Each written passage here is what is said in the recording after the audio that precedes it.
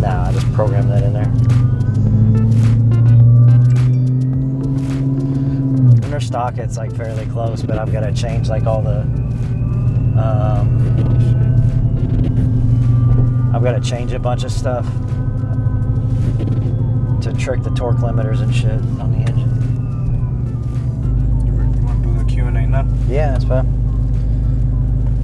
Alright, so all these questions are off of TikTok. It's not many, because most of them are repeated. 86_edits asked, does it fit in a Miata? And he's talking about the Elephant engine. The Elephant. There's a Miata floating around, I think YouTube or something, where somebody put a Hellcat engine in it.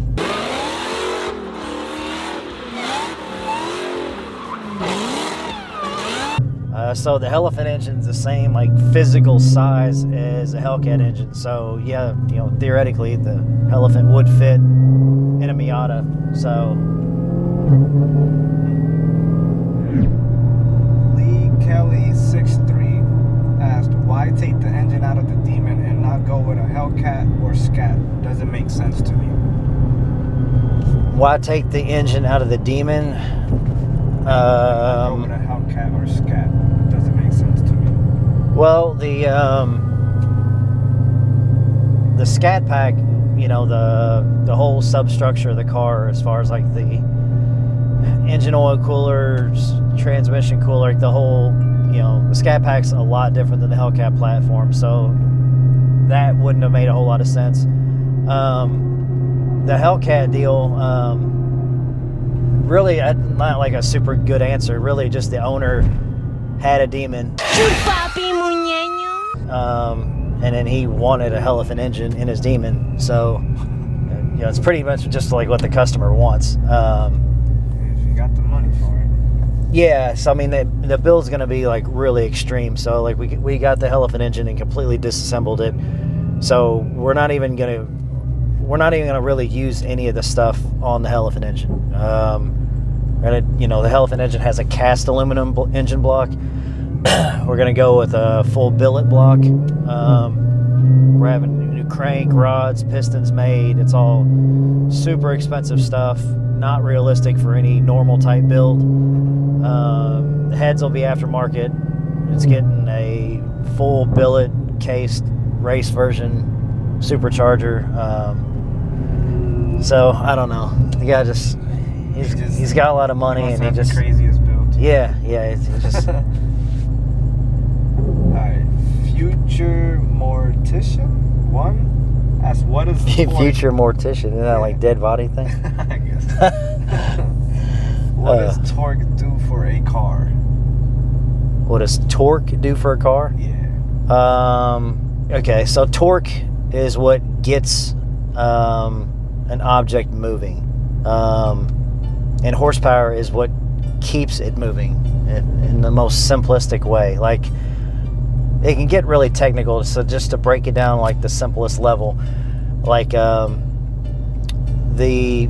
more mass something has, the heavier it is, the more torque it takes to get a given mass in motion. So like, you know, say like a big diesel truck that's heavy, you know, weighs 10,000 pounds, it's going to require a lot of torque to get the truck moving. Not that it's like incredibly fast, you know, off the line, but that's like what gets something in motion. You know, you might have like a light car, like say, you know, the guys that have like the Hondas and stuff. Whoa! Dude, you feel the VTEC, dude. Holy crap, this thing is fast. That engine doesn't produce near as much torque most of the time, but it doesn't matter because it weighs so much less. It doesn't need, it doesn't need all that torque to get it going. Horsepower is like what keeps it in motion, you know. So like one of the newer diesel trucks, you know, they might have around 450 horsepower and 900 foot-pounds of torque, you know, but it's heavy, you know, so it needs that torque. Torque, a lot of it is derived off like the momentum of the drivetrain. So if you have like an engine, like a diesel engine with a larger, heavier rotating assembly, like a crank and whatnot, that heavier rotating assembly is like momentum. It produces more torque versus like, that's why 4 cylinders won't have near as much torque. Now obviously you can do turbos and different things and get the torque up there, but it's a small, lightweight rotating assembly. A lot of the exotic cars, they won't have as much torque because the engines are set up where the rotating assembly is light, and it's that way because it revs high. You know, if you have a big, heavy rotating assembly like in a diesel truck, you're not going to spin that to 6,000, 7,000 RPM. You know, the centrifugal force would be too much. So, and then horsepower is actually calculated off of torque. Is how they actually get it. So like a dyno actually reads torque and it calculates horsepower. So if you look at it, if you look at a dyno graph, at first you'll see the torque rise quickly, and then the torque will fall off as RPMs increase, and then horsepower will rise. So your peak torque is going to be at the very beginning, and your peak horsepower is going to be at the very end of the RPM range. And those are going to intersect at 5,252 RPM. And there's a mathematical equation of why that is, but basically that's because they're calculating horsepower off torque. So I remember another person was asking how much power were you guys wanted or expected to get out of that elephant build. we don't have like a specific horsepower number in mind.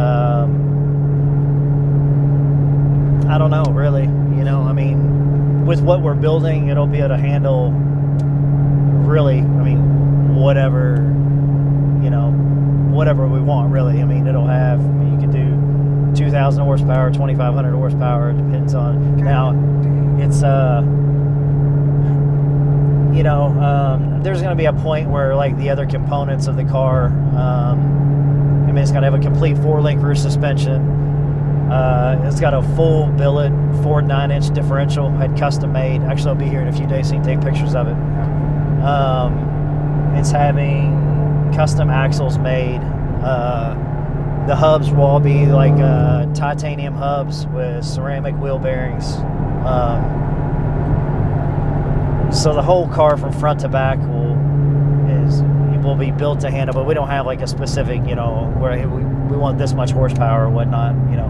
There's going to be a point where it's just completely unusable. You know what I mean?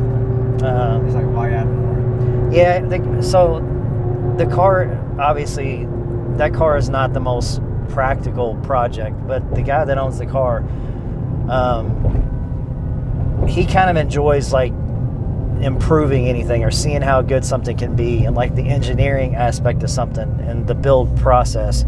That's what he enjoys probably more than actually having the car, which I can sort of relate to that. Like I bet he's probably barely even gonna drive this thing. Yeah, probably not. I mean, I've had cars and stuff, and I like building the car.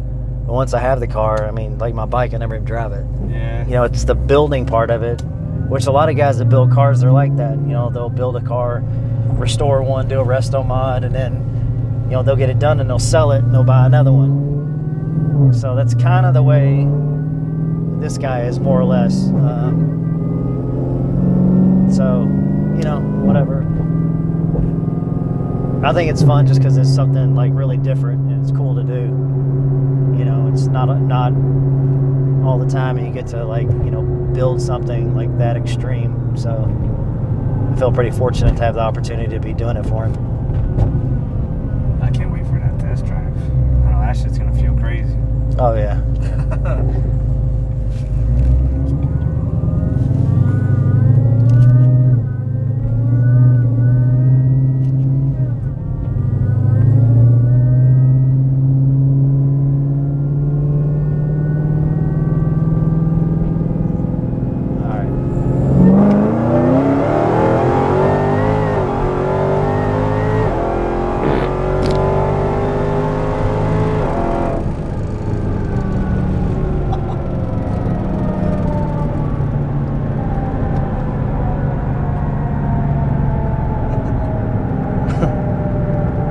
pretty good spot right there, I I think. love that shit.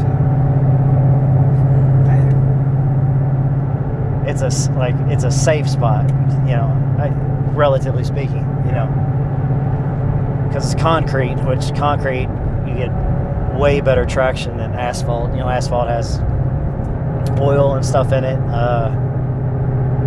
You know, so that's good. Obviously, there's nowhere where any cars could pull out or be around, you know, because you can see as far in front of you or behind you as, you know, as possible. So there's no chance of putting anybody else in danger, which is obviously it's the most important thing. Huh? Good open roadway. Yeah. It's perfectly straight. You got a really, really long line of sight, you know, so if there was like something in the road or anything, you would be able to see it. Honestly, you'd be able to see it before you even took off. Like,